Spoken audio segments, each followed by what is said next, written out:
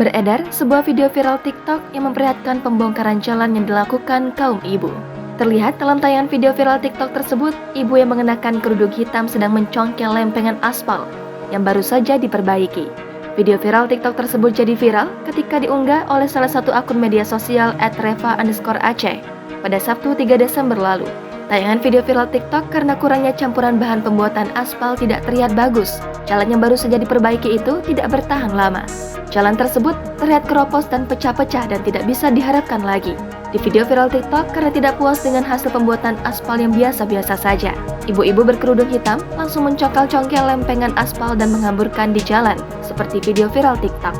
Tidak tinggal diam, ibu yang mengenakan baju putih celana hitam juga terlihat turut membantu pembongkaran aspal.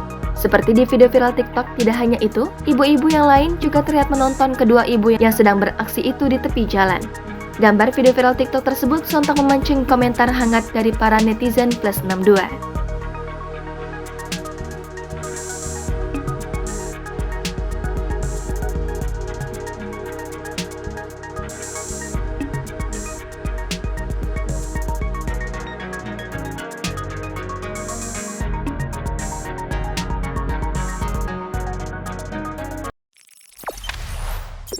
Jangan lupa subscribe, share, komen, dan like ya.